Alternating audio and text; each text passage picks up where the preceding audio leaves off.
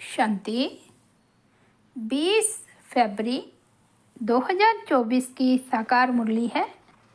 बाबा बोले, मीठे बच्चे, तुम्हें तन मन धन से सच्ची रूहानी सेवा करनी है। रूहानी सेवा से ही भारत गोल्डन एज बन जाएगा। आज का प्रश्न है, बेफिक्र रहने के लिए सदा कौन सी बात याद रखो। उत्तर है, तुम बेफिक्र कब रह सकेंगे। आज के प्रश्न में दो प्रश्न हैं। बेफिक्र रहने के लिए सदा कौन सी बात याद रखो। दूसरा है, तुम बेफिक्र कब रह सकेंगे। उत्तर है, बेफिक्र रहने के लिए सदा याद रहे कि यह ड्रामा बिल्कुल एक्यूरेट बना हुआ है। जो भी ड्रामा अनुसार चल रहा है यह बिल्कुल एक्यूरेट है, परंतु अभी तुम बच्चे बेफिक्र रह नहीं सकते। जब तुम्हारी कर्मातीत अवस्था हो तब तुम बेफिक्र बनेंगे। इसके लिए योग बहुत अच्छा चाहिए। योगी और ज्ञानी बच्चे छिप नहीं सकते। ओम शांति। पतित पावन शिव भगवानोवाज, बाप ने समझा दिया है कि देहधारी मनुष्य को कभी भी भगवान नहीं कहा जा सकता। मनुष्य यह भी जानते हैं पतित पावन भगवान ही है। श्री कृष्ण को पतित पावन नहीं कहेंगे। बेचारे बहुत मूंझे हुए हैं। भारत में जब सूत मूझ जाता है तब शिव बाबा को आना पड़ता है।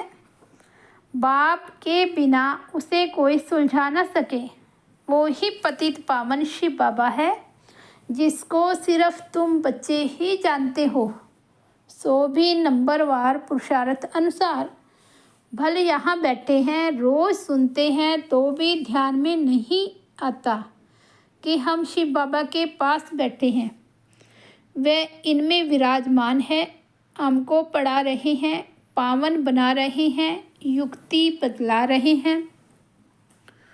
तुम सवदर्शन चक्रधारी बन रचता और रचना की नॉलेज पाकर काम को जीत जगत जीत बनते हो, तो वह बाप पतित पावन भी ठहरा, नई रचना का रचता भी ठहरा। अभी बेहद का राज्य पाने के लिए तुम पुरुषार्थ करो। हर एक समझते हैं हम शिव बाबा से राज्य भाग्य ले रहे हैं। यह भी यथार्थ रीति समझ नहीं सकते। कोई थोड़ा जानते, कोई तो बिल्कुल ही नहीं जानते। शिव बाबा तो कहते हैं पतित पावन मैं हूँ। मेरे से अगर कोई आकर पूछे तो मैं अपना परिचय दे सकता हूँ। तुमको भी तो बाप ने अपना परिचय दिया है ना। शिव बाबा कहते हैं, मैं साधारण तन में प्रवेश करता हूँ। यह साधारण तन है, झाड़ के अंत में खड़ा है, पतित दुनिया में खड़ा है और फिर नीचे तपस्या कर रहे हैं। इनको भी तपस्या शिव बाबा सिखला रहे हैं। राजयोग शिव बाबा सिखाते हैं। नीचे आदि देव, ऊपर में आदिनाथ। तुम बच्चे समझा सकते हो, हम ब्राह्मण शिव बाबा की संतान हैं। तुम भी शिव बाबा के बच्चे हो, परंतु जानते नहीं हो। भगवान एक है, बाकी सब ब्रदर्स हैं। बाप कहते हैं, मैं अपने बच्चों को ही पढ़ाता हूँ। जो मुझे पहचानते हैं उन्हों को ही पढ़ाकर देवता बनाता हूँ। भारत ही स्वर्ग था, अब नरक है। जो काम को जीतेगा वही जगत जीत बनेगा। मैं गोल्डन वर्ल्ड की स्थापना कर रहा हूँ। अनेक बार यह भारत गोल्डन एज में था, फिर आयरन एज में आया। यह कोई भी जानते नहीं। रचयिता और रचना के आदि मध्य अंत को कोई जानते नहीं। मैं नॉलेजफुल हूँ। यह है एम ऑब्जेक्ट। मैं इनके साधारण तन में प्रवेश होकर नॉलेज देता हूँ। अब तुम भी पवित्र बनो। इन विकारों को जीतने से तुम जगत जीत बनेंगे। ये सब बच्चे पुरुषार्थ कर रहे हैं। तन मन धन से रूहानी सेवा करते हैं, जिस्मानी नहीं। इनको स्पिरिचुअल नॉलेज कहा जाता है। यह भक्ति नहीं है। भक्ति का युग है द्वापर कलयुग, जिसको ब्रह्मा की रात कहा जाता है, और सतयुग त्रेता को ब्रह्मा का दिन कहा जाता है। कोई गीता पाठी आए तो उनको भी समझाएंगे गीता में भूल है। गीता किसने सुनाई, राजयोग किसने सिखाया, किसने कहा कि काम पर जीत पाने से तुम जगत जीत बन जाएंगे। यह लक्ष्मी नारायण भी जगत जीत बने हैं ना। इनके 84 जन्मों का राज बैठ समझाएं। कोई भी हो, नॉलेज लेने के लिए तो यहाँ आना पड़ेगा ना। मैं तो बच्चों को पढ़ाता हूँ, परंतु तुम्हारे में भी कोई इतना नहीं समझते हैं, इसलिए गायन है कोटों में कोई, कोई में भी कोई। मैं जो हूँ जैसा हूँ, कोई तो यह 5% भी नहीं जानते। तुम्हें बाप को जानकर पूरी रीति याद करना है। मामे कम याद क्यों नहीं करते हो? कहते हैं बाबा याद भूल जाती है। अरे तुम बाबा को याद नहीं कर सकते हो? यूँ तो बाप समझाते हैं यह मेहनत का काम है, फिर भी पुरुषार्थ कराने के लिए जंप करते रहते हैं। अरे जो बाप तुमको क्षीर सागर में ले जाते हैं, विश्व का मालिक बनाते हैं, उनको भूल जाते हो? माया भुलाएगी भी ज़रूर, टाइम लगेगा। ऐसे भी नहीं कि माया को भुलाना ही है इसलिए ठंडे होकर बैठ जाओ। नहीं, पुरुषार्थ जरूर करना है, काम पर जीत पानी है। मामे कम याद करो तो विक्रम विनाश होंगे। जैसे तुम बच्चों को बोलता हूँ, वैसे कोई भी बड़े से बड़े जज आएगा, उनको भी बाप बोलेगा ना बच्चे, क्योंकि मैं तो ऊंचते ऊंचा भगवान हूँ। ऊंचे ते ऊंची पढ़ाई मैं ही पढ़ाता हूँ। प्रिंसेस पद पाने के लिए बाप कहते हैं मैं इनको पढ़ा रहा हूँ, यही फिर श्री कृष्ण बनते हैं। ब्रह्मा सरस्वती वो ही फिर लक्ष्मी नारायण बनेंगे। यह प्रवृत्ति मार्ग चला आता है, नरवृत्ति मार्ग वाले राजयोग सिखला ना सके। राजा रानी दोनों चाहिए। विलायत में जाकर कहते हैं हम राजयोग सिखलाते हैं, परंतु वह तो सुख को कागविष्टा समान कहती हैं, फिर राजयोग कैसे सिखलाएंगे? तो बच्चों को उछल आनी चाहिए, परंतु बच्चे अजून छोटे हैं, बालिग नहीं बने हैं। बालिग बने की हिम्मत चाहिए। बाप बतलाते हैं यह है रावण संप्रदाय। तुम पुकारते हो पतित पावन आओ, तो यह पतित दुनिया है या पावन दुनिया है? तुम समझते हो ना कि हम नरकवासी हैं। क्या यह दैवी संप्रदाय है? राम राज्य है, तुम रावण राज्य के नहीं हो। अब रावण राज्य में सबकी आसुरी बुद्धि है। अब आसुरी बुद्धि को दैवी बुद्धि बनाने वाला कौन? ऐसे 4-5 प्रश्न पूछो तो मनुष्य सोच में पड़ जाए। तुम बच्चों का काम है बाप का परिचय देना। चाड़ तो धीरे धीरे बढ़ता है, फिर बहुत वृद्धि को पाएंगे। माया भी चक्री लगाकर एकदम गिरा देती है। बॉक्सिंग में भी बहुत मरते हैं, इसमें भी बहुत मर जाते हैं। विकार में गया और मरा, फिर नए सिर पुरुषार्थ करना पड़े।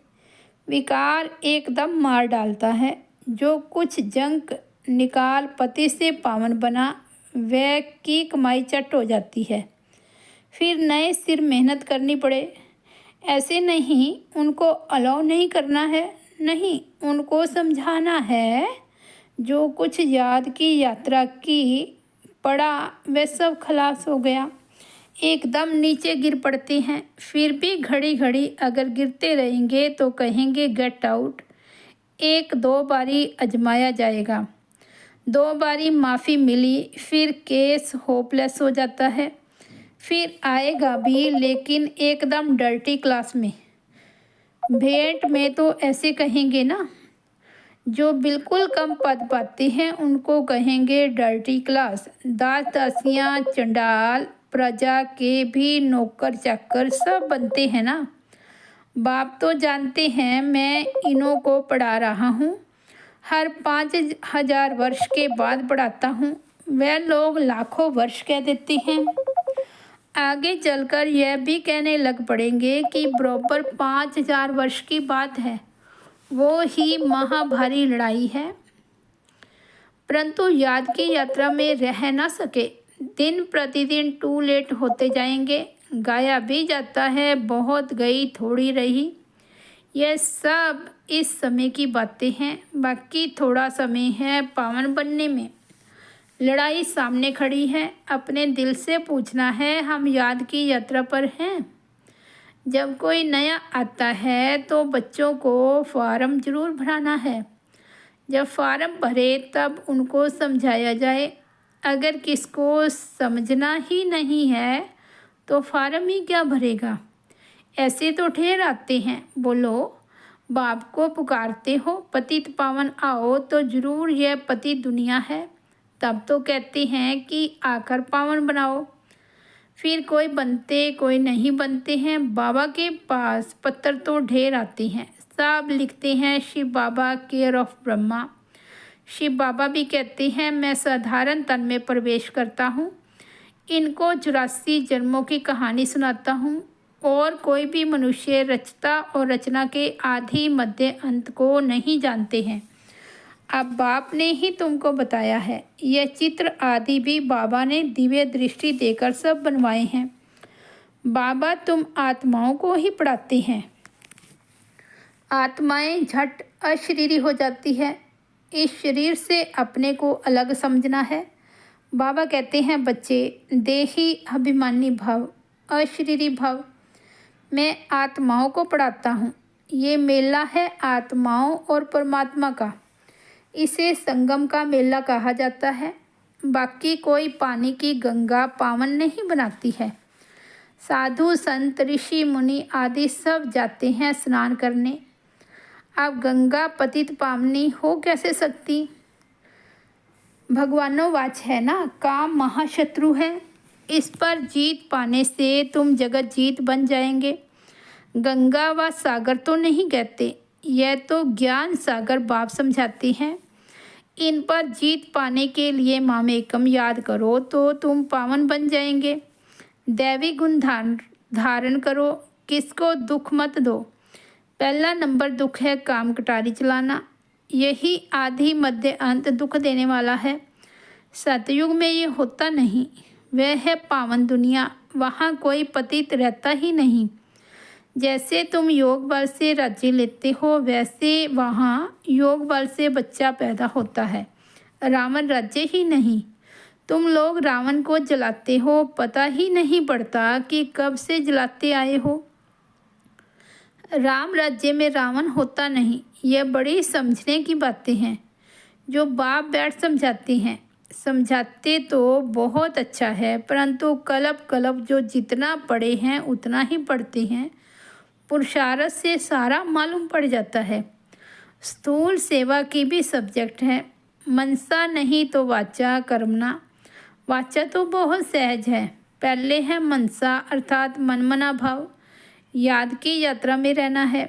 अपने को आत्मा समझ बाप को याद करना है। बाबा से शिक्षा लेनी है। बहुत है जो बाप को याद नहीं कर सकते। ऐसे नहीं कहेंगे कि ज्ञान को याद नहीं कर सकते। मामे एकम याद नहीं कर सकते। याद नहीं करेंगे तो ताकत कैसे मिलेगी। बाप सर्वशक्तिमान है, उनको याद करने से ही शक्ति आएगी। इसको ही जौहर कहा जाता है। कर्मना भी कोई अच्छी करे तो पद मिले, कर्मना भी नहीं करते तो फिर पद क्या मिलेगा। सब्जेक्ट होती है ना, यह है गुप्त समझने की बातें। वो लोग योग योग कहते रहते हैं, परंतु समझते नहीं कि योग से तुम विश्व की भाषा ही लेते हो। योग बल से ही वहाँ बच्चा पैदा होता है, यह भी किसको पता नहीं है। तुमको समझाया जाता है, फिर भी आधा कल्प के बाद तुम माया के मुरीद बन जाते हो। फिर माया तुमको अभी भी नहीं छोड़ती है। अब तुमको शिव बाबा के मुरीद बनना है, कोई भी देहधारी का मुरीद नहीं बनना है। बहन भाई भी अब कहा जाता है पवित्र बनने के लिए। फिर तो इससे भी ऊपर जाना है, भाई भाई समझना है, भाई बहन की दृष्टि भी नहीं। ड्रामा अनुसार जो कुछ चलता है बिल्कुल एक्यूरेट। ड्रामा बहुत एक्यूरेट है। बाप तो बेफिक्र है, इनको तो फिक्र ज़रूर रहेगा। बेफिक्र तब रहेंगे जब कर्मातीत अवस्था होगी, तब तक कुछ न कुछ होता है। योग अच्छा चाहिए। योग के लिए बाबा अब जोर देते हैं। इसके लिए कहते हैं घड़ी घड़ी भूल जाते हैं, बाप उलाना देते हैं। जो बाप तुमको इतना खजाना देते हैं उनको तुम भूल जाते हो। बाप जानते हैं किसमें ज्ञान है किसमें नहीं है। ज्ञानी कभी छिपा नहीं रहेगा, वह झट सर्विस का सबूत देगा। तो ये सब समझने की बातें हैं। अच्छा, मीठे मीठे सिकिलते बच्चों प्रति माता पिता बाप दादा का याद प्यार और गुड मॉर्निंग। रूहानी बाप की रूहानी बच्चों को नमस्ते। हम रूहानी बच्चों की रूहानी बाप दादा को याद प्यार, गुड मॉर्निंग और नमस्ते। धारणा के लिए मुख्य सार फर्स्ट पॉइंट है, माया की बॉक्सिंग में हार नहीं खानी है। पुरुषार्थ में ठंडा हो बैठ नहीं जाना है, हिम्मत रख सेवा करनी है। सेकंड पॉइंट है, यह ड्रामा एक्यूरेट बना हुआ है, इसलिए किसी भी बात का फिक्र नहीं करना है। कर्मातीत अवस्था को पाने के लिए एक बाप की याद में रहना है, किसी देहधारी का मुरीद नहीं बनना है। वरदान है, श्रीमद् परमांश सेवा में संतुष्टता की विशेषता का अनुभव करने वाले सफलता मूर्त भव। कोई भी सेवा करो, कोई जिज्ञासु आवे या नहीं आवे, लेकिन स्वयं स्वयं से संतुष्ट रहो। निश्चय रखो कि अगर मैं संतुष्ट हूँ तो मैसेज काम जरूर करेगा। इसमें उदास नहीं हो। स्टूडेंट नहीं बूढ़े कोई हर्जा नहीं, स्टूडेंट नहीं बड़े कोई हर्जा नहीं। आपके हिसाब किताब में जो जमा हो गया और उन्हों को संदेश मिल गया, अगर स्वयं संतुष्ट हो तो खर्चा सफल हुआ। श्रीमद् परमान कार्य किया तो श्रीमद् को मानना, यह भी सफलता मूर्त बनना है। स्लोगन है, असमर्थ आत्माओं को समृद्धि दो तो उनकी दुआएं मिलेगी। अच्छा, ओम शांति। तो ये थे 20 फरवरी 2024 के बाबा के अनमोल महावाक्य। ओम शांति।